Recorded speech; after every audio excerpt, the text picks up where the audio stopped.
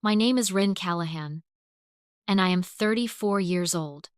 I drained my entire life savings to buy a crumbling roadside diner that had been boarded shut since the early 90s. The day I signed the papers, my parents looked at me like I had lost my mind.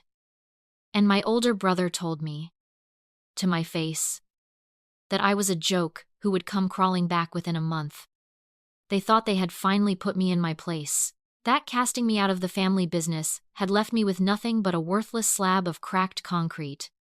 But exactly 1 week later, what I found hidden behind a wall in that forgotten little diner left every single one of them speechless. That patch of dirt they mocked turned out to hold the exact thing they needed most in the world.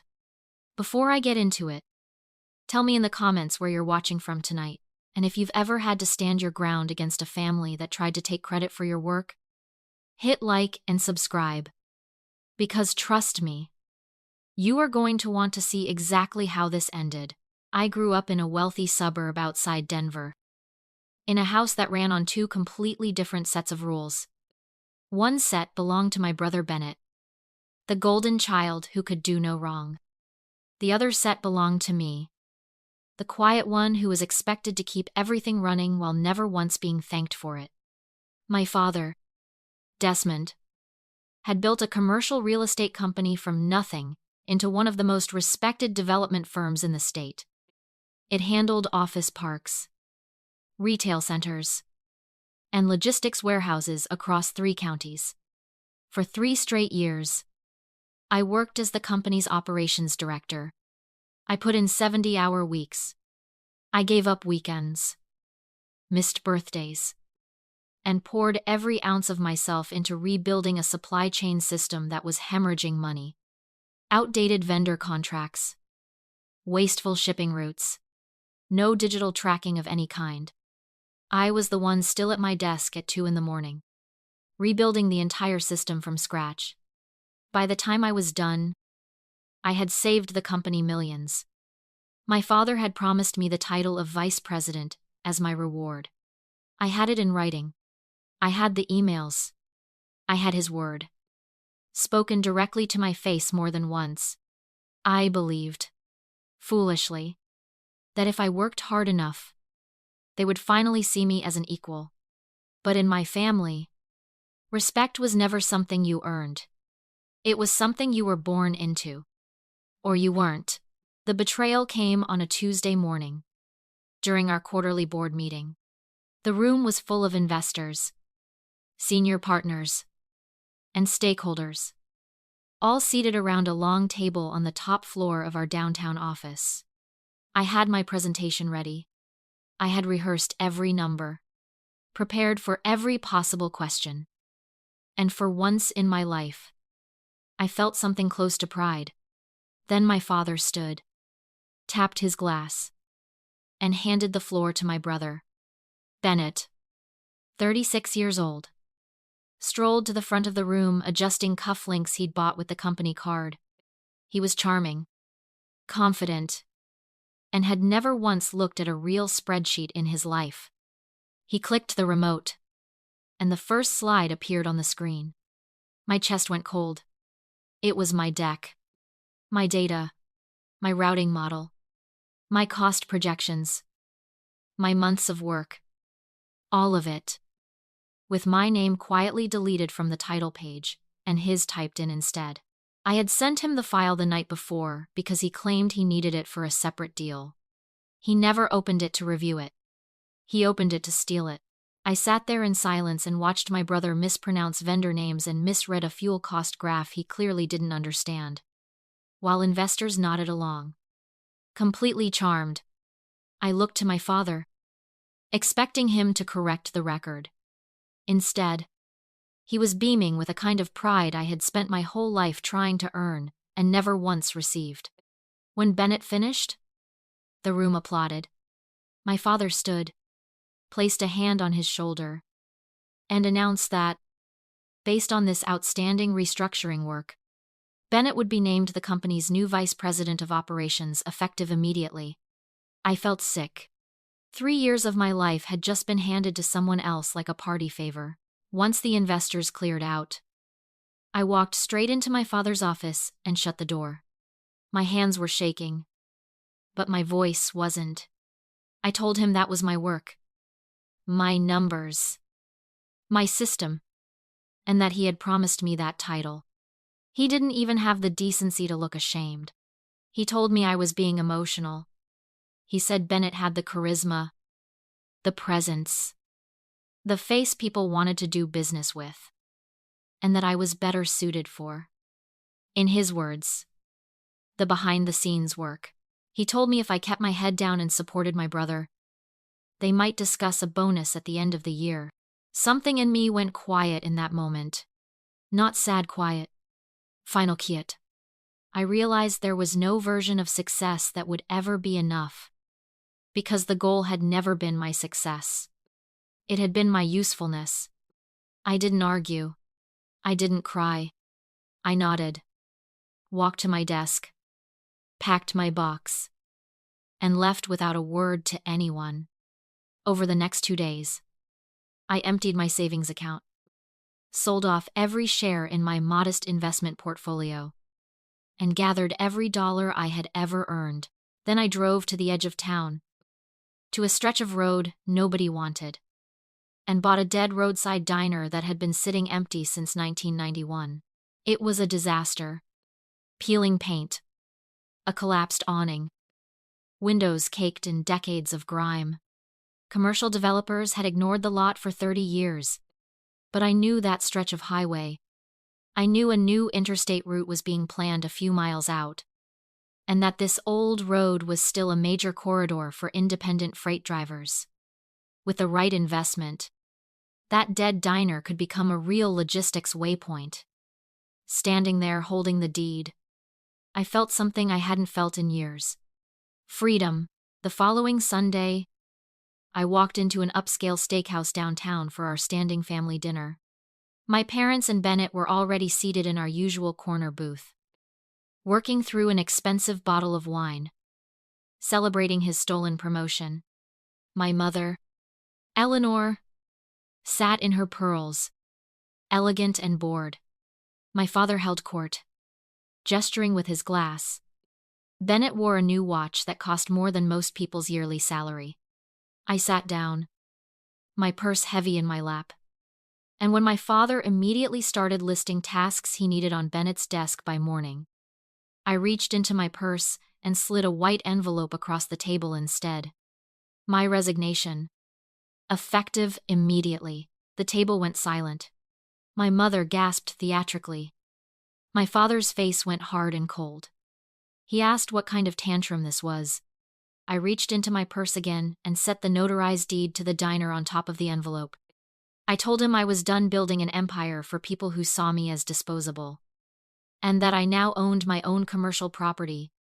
Bennett snatched the deed, read the address, and burst out laughing loud enough that nearby tables turned to stare. He called it a dead-end dump on the worst stretch of road in the county. He told me I had zero business sense, and that without the family name behind me, I'd be bankrupt and begging for my old desk within a month. He tossed the deed back at me like garbage. My mother didn't defend me. She leaned in close, her voice a hushed hiss, and told me I was an embarrassment to the family, and that she forbade me from ever mentioning this to anyone in her social circle. Then my father delivered the final blow. He fired me on the spot, cut off my access to the family trust, and told me my health insurance would end that night. He told me I was dead to the family legacy. Then the check arrived. $920 for a dinner I barely touched. Bennett dropped the folder in my lap with a smirk. "Welcome to the real world, boss," he said. "Consider it your first business expense." They stood and walked out without looking back. I sat alone in that booth and opened my banking app with shaking hands. My checking account held exactly $380. I had one credit card left with a small limit. I was terrified. But as I signed that receipt, something inside me hardened instead of breaking. They wanted me to fail. They expected me to crawl back within days. So I made myself a quiet promise. I was going to turn that dead diner into something they could never take from me. The next morning, I packed my car and drove straight to the property. There was no ceremony, just the smell of mildew and 30 years of neglect. The previous owner, a reclusive man named Otis, had died with no heirs and, apparently, a serious hoarding habit. I slept on a cot in the back office, worked without running water for the first 3 days, and ran a second-hand generator for power. Every morning before sunrise, I hauled out broken furniture, shattered glass, and bags of unrecognizable debris. My hands blistered. My lungs burned from the dust. Every time I wanted to quit, I thought about my brother's laughter at that steakhouse, and it pushed me forward. By the end of the first week, I had cleared the main dining area and started on the back storage room. The worst part of the building. A long-ago roof leak had rotted the drywall, and thick black mold clung to the ceiling. I needed to tear it out to check the framing before any contractor would touch the place. I put on a respirator, grabbed a sledgehammer, and started swinging. On the third strike, instead of the dull crunch of drywall, I heard a deep metallic clang that rattled up through my arms. I dropped the hammer and pulled away the debris with my bare hands. Behind the wall was a massive steel door, built directly into the concrete foundation. A commercial-grade vault, hidden for decades behind a fake wall. I called the most experienced locksmith I could find, a retired contractor named Roy, who arrived within 2 hours.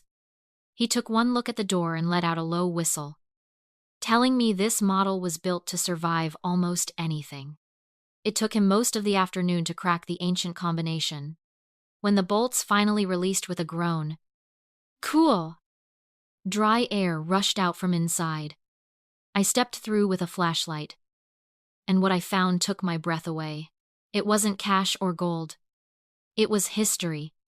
Steel shelves lined with padded blankets protected dozens of pristine vintage advertising signs, neon diner clocks, and chrome gas station memorabilia, all flawlessly preserved by whatever moisture control system Otis had built decades ago. He hadn't been hoarding garbage. He had been quietly protecting a museum-grade collection of American roadside history. I knew this kind of material held real value with private collectors. So I found a discreet broker named Gideon, who dealt exclusively in high-end Americana for anonymous private buyers. He arrived 2 days later, spent 3 hours examining every piece with a magnifying glass and gloves, and told me flatly that in 30 years of brokering, he had never seen a private collection this well preserved. He estimated the full collection, sold piece by piece to the right buyers, could bring in well over $500,000. I didn't hesitate. I asked for an immediate advance on the most valuable pieces, and within an hour, $210,000 landed in my account. The fear of poverty vanished, replaced by something sharper: ambition. While cataloging the rest of the vault, my boot struck something solid in the darkest corner. An old metal lockbox wedged beneath the bottom shelf, sealed with a rusted padlock. I pried it open with a crowbar and found a stack of yellowed legal documents dating back to the late 1980s, all bearing the name Otis Marsh. As a former operations director trained to read dense contracts quickly, I understood exactly what I was looking at within minutes. Otis hadn't just owned the 2 acres beneath the diner.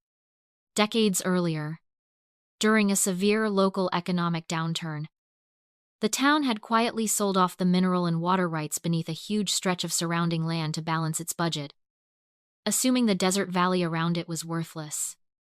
Otis, a former land surveyor, knew better.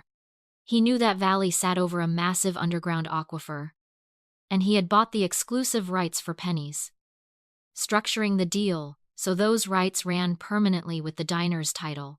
By buying that diner, I had unknowingly inherited full legal control of the water beneath an entire valley.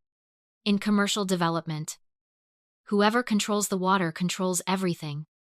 No one could drill a well, lay pipe, or pour a foundation in that basin without my permission. 2 days later, the reason those documents mattered became painfully clear. A news alert lit up my laptop. My family's firm was announcing the largest development in the county's history.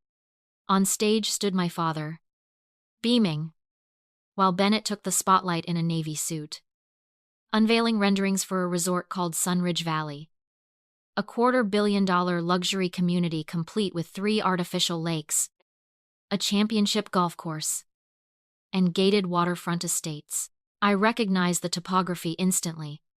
It was the exact valley surrounding my diner. They had assumed the underground water rights had simply reverted to the city decades ago. They had no idea it belonged to me. By the end of that week, I had construction crews on site, clearing the lot. A silver sports car came tearing off the highway, scraping its underside on the broken pavement. Bennett stepped out in an expensive suit, waving away dust with visible disgust. He'd realized, standing there, that my property sat at the only entrance to his valley. Every investor, every wealthy buyer, would have to drive straight past my construction site to reach his resort. He pulled out a checkbook and offered me $60,000 to sign the deed over to his company. Calling my land an environmental eyesore, he was generously willing to take off my hands. I laughed. Genuinely. For the first time in weeks. I told him $60,000 wouldn't even cover the new canopy I was installing. His charm evaporated instantly. He leaned in close and threatened me directly, bragging that he and my father had the zoning board and half the city council in their pocket, and promising to have my property condemned through eminent domain if I didn't sign by the end of the month. I told him he was trespassing and to get off my lot. He sped away, tires spitting gravel. The retaliation started the very next morning. City inspectors showed up in a fleet of municipal vehicles and began writing citations for absurd, decades-old code violations: dumpster placement, weed height, gravel type. By the end of the hour, I owed over $11,000 in fines, and a stop work order froze my entire renovation. A few nights later, I woke to shattering glass. My new fence had been cut open in 3 places, and every window in the building had been smashed with bricks. The next morning, my water line had been mysteriously dug up for emergency maintenance. 2 days after that, my power was cut for a safety audit that never seemed to end. They wanted me to break. Instead, I got methodical. I bought a dozen motion-activated trail cameras and installed them across the property under cover of night, hidden in tree branches and inside the shells of old fuel pumps. I documented every fabricated citation, every late-night visit from unmarked utility trucks that didn't belong to the city at all, but to a private contracting firm tied directly to my father's company. One camera even caught the head of security from my father's office personally cutting my fence. I backed every file up to 3 separate servers. They thought they were terrorizing a helpless woman. They were building the exact case that would end them. Not long after, a black luxury SUV rolled onto my lot. My mother stepped out in a white linen suit, pearls gleaming, a silk handkerchief pressed to her nose, as if the air itself offended her. She launched into a performance of maternal concern, calling my resilience a mental breakdown, urging me to sign Bennett's buyout and get, in her words, the help I clearly needed. I asked her calmly whether my father's blood pressure spiked before or after he paid men to smash my windows. She recoiled, dropped the act, and threatened that I was declaring war on my own blood. I told her we stopped being family the moment they let me be discarded, and ordered her off my property. She left in a fury, and I finally understood why she'd really come. Investor tours of the valley were coming, and a defiant, unbothered woman running a construction site at their entrance was a public relations nightmare they couldn't afford. That was the moment I stopped playing defense. I called Gideon and liquidated more of the collection. Another $380,000. giving me serious capital and complete financial independence from my family. Then I hired the sharpest litigator I could find. A man named Marcus Reyes, known across the state for dismantling corporate developers who cut legal corners. I laid out everything: the stolen promotion, the sabotage, the water rights. When I showed him the original deeds, his skepticism turned into something close to hunger. He spent hours cross-referencing my documents against my brother's public investor materials and confirmed what I already suspected. The entire resort depended on water they didn't legally own. Every luxury lake, every fairway, every promise made to investors was built on land they could never actually develop. We filed a sealed legal injunction quietly and waited for the perfect moment to strike. That moment came exactly 2 weeks later, at Sunridge Valley's black tie groundbreaking gala. The night my father and brother planned to celebrate their triumph in front of every investor, politician, and socialite who mattered. I wore a midnight blue gown and walked in beside Marcus, who carried a briefcase full of documents that would end my family's empire before dessert was served. The moment my mother spotted me across the ballroom, her champagne glass trembled. My father's face drained of color. Bennett's smug expression cracked the instant our eyes met. My father signaled security to remove me, but Marcus stepped between us, holding up certified legal documents and warning them, loudly enough for the surrounding investors to hear, that physically touching me would trigger a lawsuit that would follow their company for a decade. The guards froze. I walked to the microphone during the question period and asked Bennett, in front of every investor in the room, how exactly he planned to fill 3 artificial lakes and irrigate a championship golf course when he did not legally own the water rights to the valley. The silence was absolute. My father screamed for someone to cut my microphone. Instead, Marcus moved calmly through the front row, handing certified copies of the original deed to every investor, politician, and banker in the room. Then I played the recording. Bennett's own voice, captured on my hidden cameras, boasting about bribing the zoning board, orchestrating fake citations, and threatening to seize my land through eminent domain just to clear the resort's entrance. The room turned to ice. City officials fled toward the exits before the recording even finished. The lead investor, representing a major banking group, stood, buttoned his jacket, and announced that his firm was withdrawing every dollar of funding, effective immediately, citing fraud and ethical violations. Within minutes, the entire ballroom emptied in a chaotic, humiliated exodus. My mother stood frozen as the women she'd spent her life impressing walked past her like she didn't exist. My father gripped the podium, aged a decade in a single hour. Bennett stood beside him, the microphone slipping from his hand and hitting the stage floor. Forgotten, the fallout was swift. Lawsuits piled up from buyers who had put down deposits on waterfront estates that could never legally exist. Lenders froze credit lines. The city launched an investigation into the bribery allegations. Within 2 weeks, my father's company was on the brink of total collapse. That was when a black SUV pulled slowly onto my lot. None of them speeding. None of them arrogant this time. My father looked a decade older. Bennett looked hollow. My mother clutched her handbag like a shield. My father admitted, in the driest voice I'd ever heard, that they had underestimated me and made a catastrophic mistake. Bennett begged, saying the lawsuits would bankrupt them within the month if I didn't sell the water rights back. My mother reached for my arm, insisting that blood was thicker than water.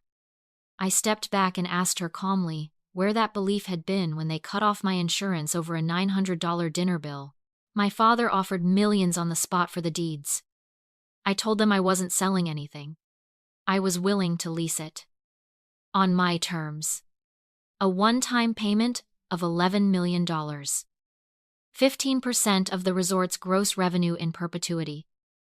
And Bennett's full, permanent resignation from the company. along with a 10-year non-compete. Bennett broke down completely. But my father, ever the businessman doing the cold math of survival, took the pen from his own pocket and told his son to sign. It was the single most satisfying thing I have ever witnessed. 2 years later, that dead roadside diner is unrecognizable. In its place stands a sleek, solar-powered electric vehicle charging hub, with a modern cafe serving fresh coffee to travelers heading in and out of what is now the completed Sunridge Valley Resort. Every wealthy guest driving through has to pass directly by my property first. Every month, a substantial wire transfer lands in my account. My share of a $250 million resort I never had to manage, staff, or build. Last week, sitting on my patio with my morning coffee, I watched a tired, faded sedan roll slowly past on the highway. Behind the wheel was Bennett. Older, quieter, stripped of everything he once had, blacklisted from the industry by the very contract he'd signed to save the family name. He looked at what I had built, and then looked away, and kept driving. I didn't feel triumphant. I didn't feel angry anymore either. I just felt free. They called me a fool for buying a patch of forgotten dirt. What they never understood is that the things worth having are rarely handed to you. They're dug out, piece by piece, by the person willing to swing the hammer when everyone else has already walked away.